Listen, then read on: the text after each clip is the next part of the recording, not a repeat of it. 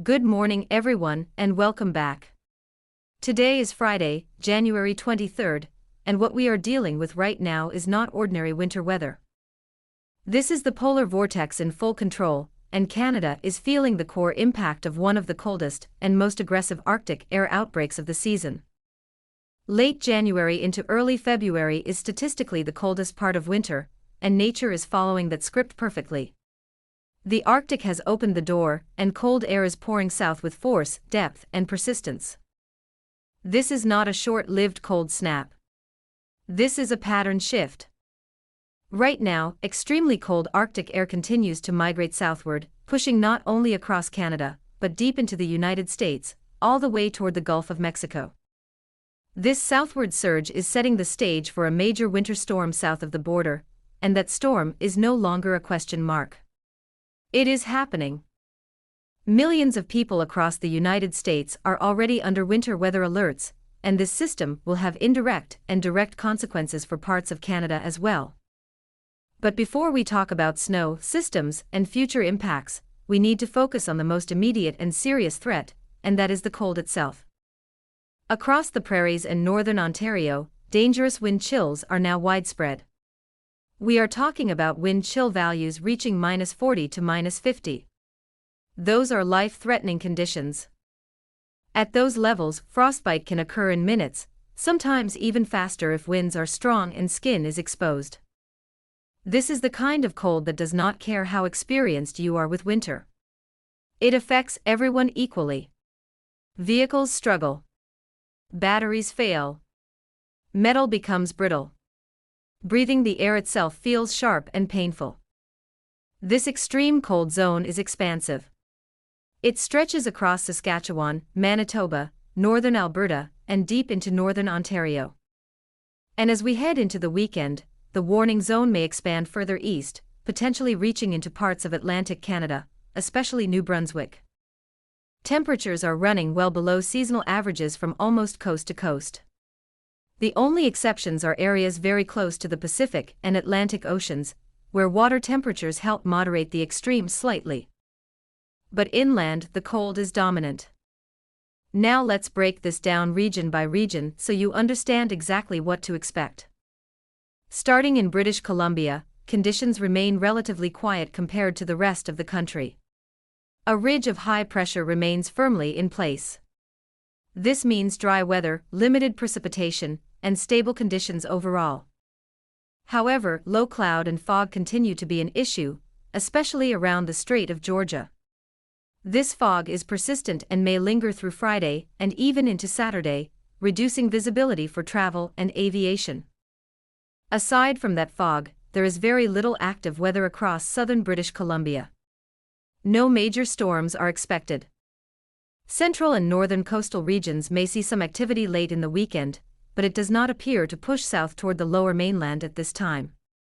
Temperatures across British Columbia are near seasonal levels, with daytime highs in the mid-single digits. That may sound cold to some, but compared to what the rest of Canada is experiencing, this region is getting a break. Moving east into Alberta, conditions change rapidly. While not as brutally cold as Saskatchewan and Manitoba, Alberta is still experiencing very cold temperatures, especially overnight and during the early morning hours. There will be some light snowfall developing near the foothills and higher elevations along the Rocky Mountains. This snowfall will be isolated and generally light, with totals around 3 to 5 centimeters, mainly falling Friday night into Saturday. Winds are not exceptionally strong, but when combined with the cold air already in place, wind chills remain dangerous. This is still weather that demands caution. Now, Saskatchewan and Manitoba are at the heart of this Arctic outbreak. These regions are experiencing some of the coldest air of the season, and possibly the coldest air in nearly a decade for some locations. Daytime conditions may appear bright and clear, but do not be fooled. The moment you step outside, the reality sets in. Wind chills here are severe. -40 values are common, and some areas may briefly approach -50. This is extreme cold by any standard. Outdoor exposure must be limited.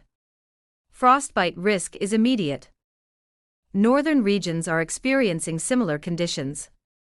While snowfall is limited, blowing snow and bitter wind chills create dangerous exposure risks, especially in remote areas where help may be delayed. Now let's talk about the Great Lakes region, because this is where cold and snow combine into a more complex and hazardous situation. Lake effect snow continues across the Great Lakes due to strong cold air moving over relatively warmer lake waters. This setup produces intense snow squalls, sudden whiteout conditions, and rapidly changing road conditions. Westerly winds continue to drive snow bands off Lake Huron and Georgian Bay, impacting snowbelt regions. As winds gradually shift toward the northwest, these snow bands will migrate southward, affecting new areas. Later, as colder Arctic air deepens and wind direction changes again, Lake Ontario becomes more active. Easterly winds push extremely cold air across the lake, generating a different form of lake effect snow that impacts shoreline communities and areas just inland. These snow bands can be narrow but intense. One town may see light flurries, while another just a few kilometers away experiences heavy snowfall and near zero visibility. This lake effect activity will continue through the weekend, and in some areas, it will be enhanced by incoming systems.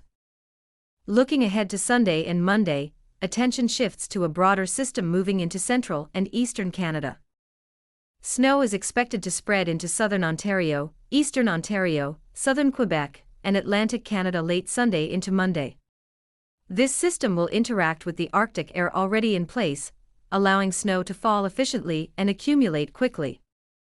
Snowfall amounts in the lower Great Lakes region could easily reach 15 to 25 centimeters. Some localized areas, including parts of the Greater Toronto Area, could exceed 25 centimeters if lake enhancement aligns properly. Atlantic Canada will also see significant snowfall as the system moves east. Cold air will already be in place, allowing snow to accumulate efficiently. This is why now is the time to start thinking about potential snow days, travel disruptions, and delays early next week. Temperatures will remain cold throughout this entire period. Even during snowfall, temperatures will stay well below freezing, which means roads will become snow-covered quickly and remain icy. Now let's talk about what this means for you. If you are in an area under extreme cold warnings, limit time outdoors as much as possible. Dress in layers. Cover all exposed skin. Frostbite does not always hurt immediately. By the time you feel pain, damage may already be occurring. If you are traveling, be prepared. Keep emergency supplies in your vehicle. Ensure your phone is charged. Let someone know your route and expected arrival time. If you are staying home, protect your property. Check heating systems. Protect exposed pipes. Ensure pets and animals have adequate shelter and warmth. Check on elderly family members, neighbors, and anyone who may be vulnerable. Extreme cold is especially dangerous for those with health conditions or limited mobility. This pattern is not done yet. Reinforcing shots of Arctic air are likely through the end of January. Even when temperatures briefly moderate, cold will return quickly. I will continue monitoring this situation closely and bringing you updates as conditions evolve. If you find these updates helpful and want to stay ahead of high-impact weather events like this, make sure to subscribe to the channel and turn on notifications so you do not miss important updates. Share this forecast with friends and family who may not realize how serious this cold is. Awareness and preparation make a real difference. This is a high-impact winter pattern. Respect it. Prepare for it. Stay safe. I will see you in the next update.